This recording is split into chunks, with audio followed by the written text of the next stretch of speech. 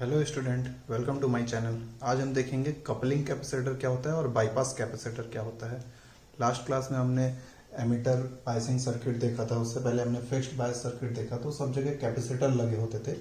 तो अब जानते हैं ये कैपेसिटर क्या होते हैं, है ना, इनका काम क्या होता है और इन्हें क्या बोलते हैं।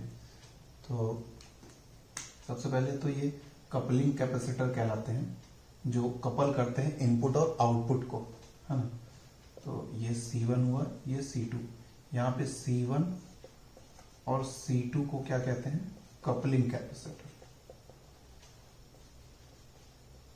Coupling capacitor. और जो CB है यहाँ पे, CB, ये आपका कहलाता है बाईपास कैपेसिटर।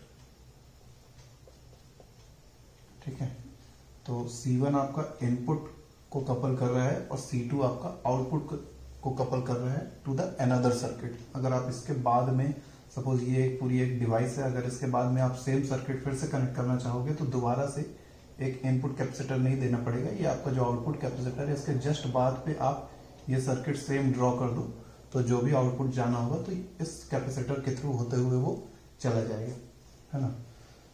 अच्छा, सबसे पहली बात तो जो कैपेसिटर होता है, तो ये आप जानते होंगे कि कैपेसिटर आपका अगर डीसी है, पहला तो डीसी पार्ट देख लेते हैं, फिर एसी देखते हैं। डीसी में आपका क्या होता है कि फ्रीक्वेंसी यहाँ पे क्या होती है, लो होती है, फ्रीक्वेंसी लो होती है। और जो रिएक्टेंस होता है कैपेसिटर का, वो होता है 1/2 पाई एफ सी, है ना। तो अगर फ्रीक्वेंसी लो है तो ये एक्सी 1 लो, है ना, ये टोटल वैल्यू आपकी लो हो गई, फिर लो हो गई, इसको आप डिवाइड करोगे अगर 1 से तो ये बहुत ज्यादा हो जाएगा, है ना। एक्सी आपका क्या हो जाएगा, हाई हो जाएगा। हम मान लेते हैं कि अप टू कहां तक चला गया, इनफाइनाइट। ठीक है, अगर रिएक्टेंस इनफाइनाइट हो गया, मतलब जैसे वहां पे था रेजिस्टेंस, अगर इनफाइनाइट हो गया तो हम उसको ओपन सर्किट मान लेते थे। तो इसी तरह डीसी के केस में अगर फ्रीक्वेंसी लो है, डीसी के केस में वैसे लो ही होती है, तो यहाँ पे कैपेसिटर क्या हो जाएगा आपका, ओपन सर्किट हो जाएगा। कैपेसिटर क्या हो जाएगा आपका, ओपन सर्किट। ठीक है, सिमिलरली एसी के केस में आपका क्या होता है, फ्रीक्वेंसी आपकी क्या होती है, हाई। एसी के केस में फ्रीक्वेंसी हाई होती है, तो आपका एक्सी क्या हो जाएगा, 1 हाई। तो हाई है ये, तो 1 हाई है, तो कितना हो जाएगा, एक्सी आपका लो हो जाएगा। मैं मान लेता हूं एक्सी इज इक्वल टू 0 अप्रोक्सीमेटली, है ना। यहाँ पे ये भी अप्रोक्सीमेटली वन।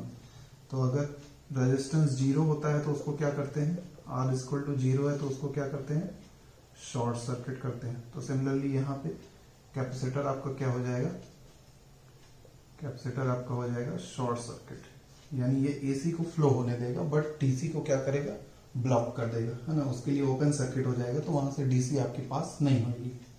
ओके, तो ये हुआ आपका कैपेसिटर का वर्क। ठीक है, कि डीसी में कैसे बिहेव करेगा और एसी में कैसे बिहेव करेगा।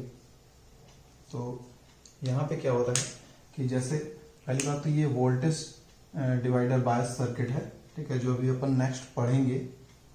तो यहाँ पे जो आपका सप्लाई वोल्टेज है, ठीक है, यहाँ से आपका डीसी करंट आया, डीसी करंट इधर से फ्लो क्या आया, तो ये डीसी करंट यहाँ पे इस डायरेक्शन में फ्लो हो जाएगा, या जो भी बचेगा वो इधर आ जाएगा, बट इधर नहीं आ पाएगा, इस डायरेक्शन में नहीं आ पाएगा। क्यों नहीं आएगा, क्योंकि ये कैपेसिटर यहाँ पे लगा हुआ है, तो वो इसीलिए लगा हुआ है कि डीसी बायसिंग अफेक्ट ना हो सर्किट की, हम जो भी इनपुट देना चाहें वो सर्किट में एंटर हो जाए, है ना।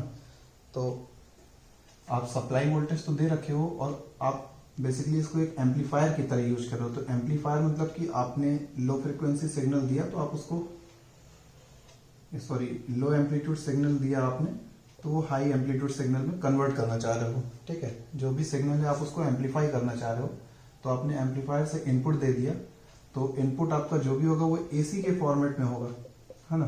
तो एसी प्लस ये डीसी दोनों यहाँ पे मिक्स हो जाएंगे। आपका जो बेस करंट होगा तो एसी प्लस डीसी दोनों मिक्स हो जाएंगे, और ये डीसी को यहाँ पे आने से रोक रहा है कौन सा कैपेसिटर, ये C1 कैपेसिटर। इसलिए इसको क्या कहते हैं, कपलिंग कैपेसिटर। ये क्या कपल कर दे रहा है आपके इनपुट को, ठीक है, इस डीसी बायस सर्किट के साथ। आपका जो भी एसी इनपुट है उसको डीसी बायस सर्किट के साथ कपल कर दे रहा है, इसलिए इसको क्या कहते हैं, कपलिंग कैपेसिटर। ओके, तो ये यहाँ पे एसी और डीसी दोनों मिक्स हैं, ठीक है।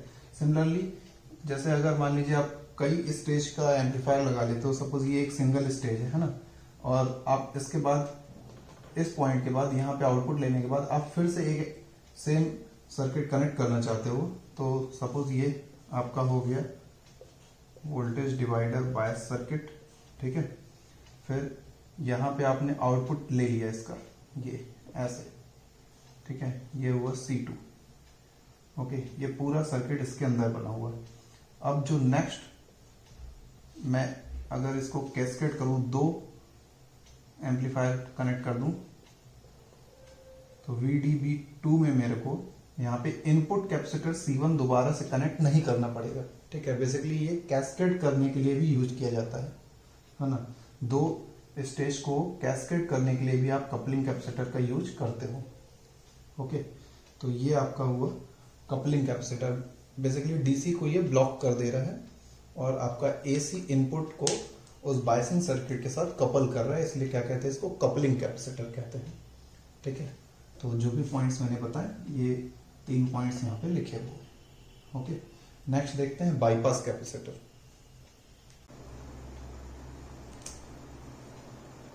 ओके स्टूडेंट, तो नेक्स्ट है बाईपास कैपेसिटर। तो बाईपास कैपेसिटर आपका क्या होता है कि bypass capacitor is a capacitor that short AC signal to the ground. यहाँ पे जो भी एसी सिग्नल है आपका वो ग्राउंड हो जाएगा, ठीक है। एसी सिग्नल भी कैसा, so that any AC noise that present may be present on a DC signal is removed, producing a much cleaner and pure DC signal। तो जो भी DC सिग्नल में अगर नॉइज प्रेजेंट होगी, ठीक है, तो वो आपकी यहाँ से शॉर्ट सर्किट हो जाएगी, ठीक है। तो जिससे कि आपका much cleaner and pure DC signal आपको मिल जाएगा, ठीक है। कैसे, देखिए सपोज आपका जैसे अभी RE है ना, तो जैसे मैंने बताया था एमीटर बायस सर्किट में जो आपका बेस करंट आ रहा था, लास्ट वीडियो अगर आप देखोगे तो उसमें पता चलेगा, जो बेस करंट आपका आ रहा था तो वो यहाँ पे कुछ ऐसा RE इंटू बीटा प्लस 1 ऐसा करके एक इफेक्ट आ रहा था। तो RE की वजह से यहाँ पे अगर फिक्स्ड बायस में देखें तो वहाँ पे तो RE था ही नहीं, है ना, बट फिक्स्ड बायस स्टेबलाइज नहीं कर पा रहा था आउटपुट को, तो फिर हम एमीटर बायस की तरफ गए। ये थोड़ा सा स्टेबलाइजेशन इसका ठीक था, है ना, हमें RE लगाना पड़ा तब स्टेबलाइजेशन ठीक रहा, लेकिन ये गेन को रिड्यूस कर रहा है, ठीक है। गेन को कैसे रिड्यूस कर रहा है भाई, आप RE पुट कर दोगे तो ये वैल्यू कहीं ना कहीं बढ़ गई, नीचे वाली, है ना, ये बढ़ गई तो IB रिड्यूस हुआ, IB रिड्यूस हुआ तो आपका कहीं ना कहीं IC भी रिड्यूस हुआ, IC रिड्यूस हुआ तो आउटपुट करंट रिड्यूस हुआ यहाँ पे, तो आउटपुट करंट रिड्यूस हुआ तो आपका गेन क्या हो रहा है, यहाँ पे गेन रिड्यूस हो जा रहा है, ठीक है। तो गेन भी ना रिड्यूस हो हमारा और RE भी लगा रहे, इसलिए हम ये कैपेसिटर पुट कर दिए कि जो भी आपका AC सिग्नल है वो यहाँ से नलीफाई हो जाए, ठीक है। AC सिग्नल जो भी आपका यहाँ पे आए तो वो ग्राउंड हो जाए, ओके। जो एक्स्ट्रा में जो भी सिग्नल है आपका तो वो यहाँ पे ग्राउंड हो जाए, बाकी आउटपुट में तो आपको AC सिग्नल मिलेगा ही, है ना, बट यहाँ पे जो RE पे इफेक्ट डाल रहा है जो AC, तो वो यहाँ पे ना डाल के एक्चुअली अगर AC और DC दोनों आ जाएगा तो ये दोनों को एम्पलीफाई कर देगा, है ना। तो हम चाह रहे AC सिग्नल जो भी है वो एम्पलीफाई ना हो, वो ग्राउंड हो जाए। तो इस बाईपास कैपेसिटर के थ्रू AC सिग्नल जो है वो ग्राउंड हो जाएगा, ओके। तो ये आपका बाईपास कैपेसिटर का वर्क होगा, ओके। Thank you.